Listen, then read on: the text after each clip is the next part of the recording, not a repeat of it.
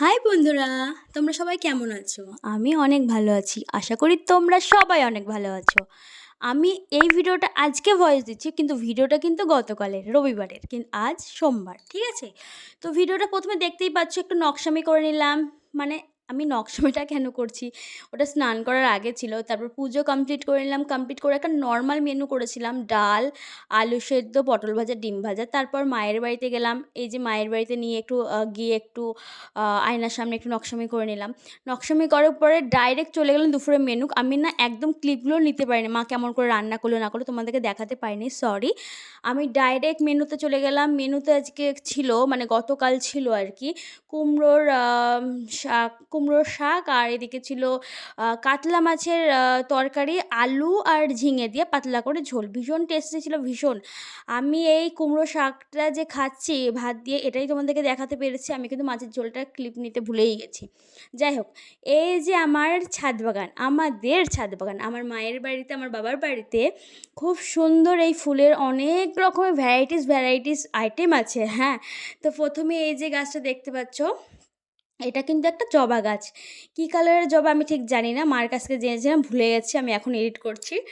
আমি তোমাদের কিছু কিছু গাছ দেখাবো, তোমরা আমাকে জানাবে যে কোনটা কী গাছ, ঠিক আছে? কমেন্ট করে অবশ্যই জানিও, আমি তোমাদেরকে রিপ্লাই করে দেবো যে কী গাছ, ঠিক আছে? তারপর দেখো, এই যে এই গাছটা খুবই শোচনীয় অবস্থা, গোটা শীতকাল ফুল দিয়েছিল, কিন্তু এখন আর ফুল দিতে পারছে না। এটা স্ট্রবেরি গাছ। তারপর দেখো, পাশে আর একটা কী গাছ, ওটা আমি নামটা ঠিক আমি নিজেও জানি না, ঠিক আছে? এখানে একটা কি একটা এই যে কীরকম ক্যাকটাস টাইপের গাছ, যাই হোক। আর এখানে একটা ছোট্ট একটা সর্ষের গাছ। আর এই দেখো এখানে যে কি এটা ফুলের গাছ, আমি ভুলেই গেছি। আমার বাড়িতে গাঁদা ফুল অনেক হয়েছিল, অনেক যত্ন করে লাগানো হয়, আমার বাবা ভীষণ যত্ন করে।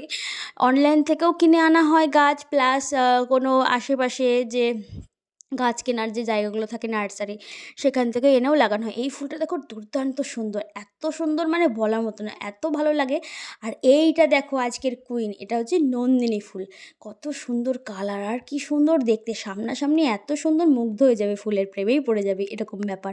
আমার তো ভীষণ ভালো লেগেছে, ভীষণ। আর এই যে দেখো আমাদের এটা মনে হয় কি গাছ, যাই হোক, এটাও একটা কি গাছ, মানে ফল ফুল সব রকমের গাছ কিন্তু আছে, বিভিন্ন রকমের গাছ আছে, একের পর এক তোমরা দেখে যাও। হ্যাঁ, চন্দ্রমল্লিকা গাছ, এখানে আমাদের পদ্ম গাছ থেকে শুরু করে, পান গাছ থেকে শুরু করে, ড্রাগন গাছ, পেয়ারা গাছ, মানে কি গাছ নেই। আরও কিন্তু আমাদের বাড়ির আশেপাশে কিন্তু আরও অনেক গাছগুলো আছে, যেগুলো আমার এখনও শেয়ার করা হয়নি। ভবিষ্যতে আমি টাইম পেলে সেগুলোও তোমাদের সাথে শেয়ার করব। কিন্তু ওইটা কি গাছ আমার জানা ছিল না, যেখানে বটকৃষ্ণ বলে সামথিং হয়তো কিছু। আর এটা কি গাছ আমি জানি না, কি ফুল, কিন্তু দেখতে খুব সুন্দর, আর কালারটা এতটা মিষ্টি বলার মতো না। আর এই ফুলগুলো তোমার বরাবরই ভালো লাগে। আর এই যে পান গাছ, বৃহস্পতিবার পানের প্রচণ্ড প্রয়োজন হয়, মা লক্ষ্মীর পায়ের কাছে একটা পান অবশ্যই দিতে হয়। আর এই যে দেখো, গাঁদা গাছগুলো এখনও এত সুন্দর ফুল দিচ্ছে বলার মতো না। মানে শীতকালে তো ফুল দিয়েছে, এখন এতটা গরম পড়ে গেছে, তাও বাবা সেবা যত্ন করে, সেই জন্য ফুলগুলো না ফুটে আর থাকতে পারছে না। যাই হোক, এটা একটা স্থলপদ্ম গাছ। আর এখানে একটা ফুলের গাছ, এটা তো বটগাছ সামথিং কিছু বলে হয়তো।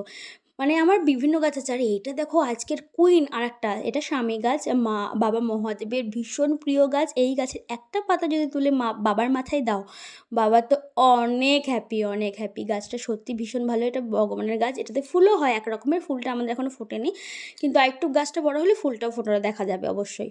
আর এটা ড্রাগন গাছ, এর অনেক ফল আমরা এখনও পর্যন্ত খাচ্ছি।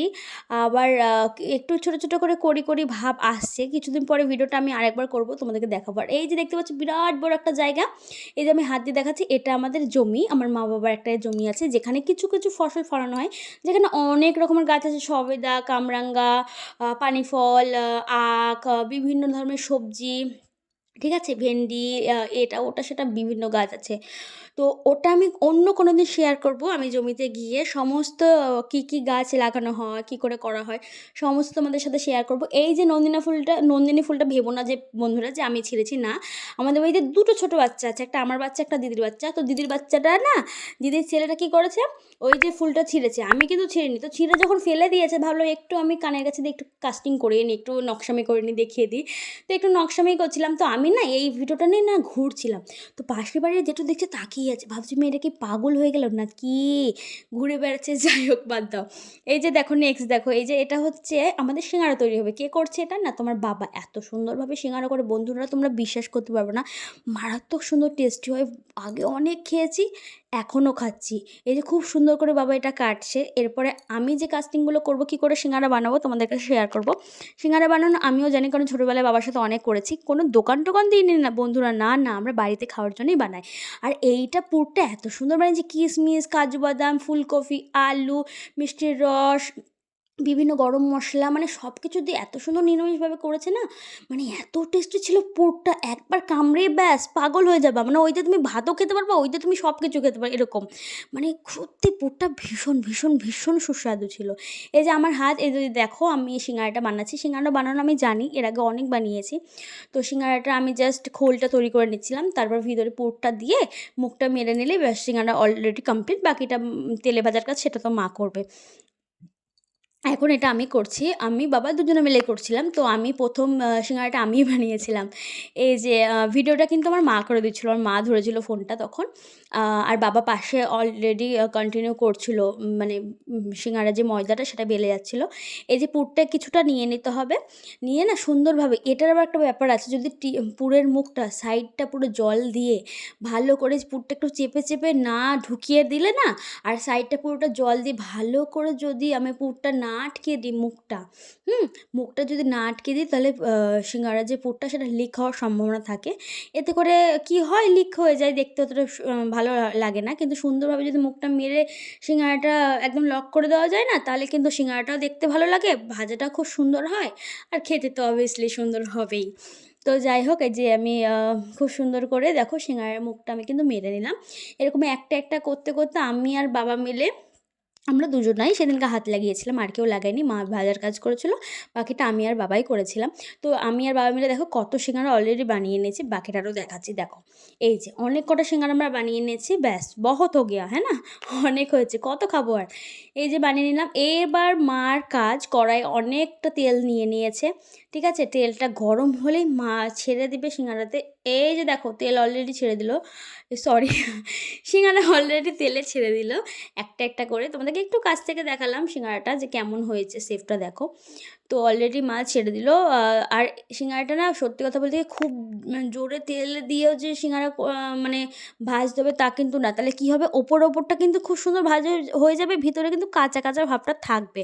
যদিও তরকারিটা অলরেডি আমরা পুরটা তৈরি করে করছি, সেই জন্য অসুবিধা হবে না, কিন্তু তবুও আমার মনে হয় মিডিয়াম, প্রথমে অনেকটা তেলটা গরম করার পর মিডিয়াম হিটে যদি আমরা সিঙ্গারাটা ভাজি, ভীষণ ভালো হয়। এই যে ম্যাডামের কাজ দেখো, ম্যাডাম অন্য কেউ নামি দেখো কী করে কামড়িয়ে কামড়িয়ে খেয়ে খেয়ে তোমাদের সাথে শেয়ার করছি। ভুলেই গেছিলাম, অ্যাকচুয়ালি আমার খুব তাড়াহুড়ো ছিল, একটু বাইরে যেতে হতো, সেই জন্য একটা ডেলিভারি বয় এসেছিলো। যাই হোক, এটা সিঙ্গারাটা খাওয়ার পর আমার বর নিয়ে এসেছিলো আইসক্রিম। তো ভেবো না যে এই কটা আইসক্রিম নিয়ে এসেছিলো, 10-12টার ওপরে নিয়ে এসেছিলো। সবাইকে দেওয়ার পরে আমি মনে পড়লো, এই মা আমি তো এই ক্লিপটা নিলামই না। তো বাদবাকি 4 জনকে না দেওয়া পর্যন্ত আমি সেই ক্লিপটা নিলাম। তারপর হাতে আমি একটা তুলে নিয়ে দেখালাম। বন্ধুরা ভালো থেকো, সুস্থ থেকো, আবার দেখা হবে। আর হ্যাঁ, টাটা তো বলে দিলাম, এটা তো বললাম না যে তোমরা অবশ্যই ভিডিওটা লাইক, শেয়ার আর সাবস্ক্রাইব করে দিও। চ্যানেলটাকে অনেক ভালোবাসা দিও, আমি তোমাদের ভালোবাসায় নিতে চাই। সবাই ভালো থেকো, আমি অনেক ভালো থাকবো। টাটা, দেখা হবে পরে।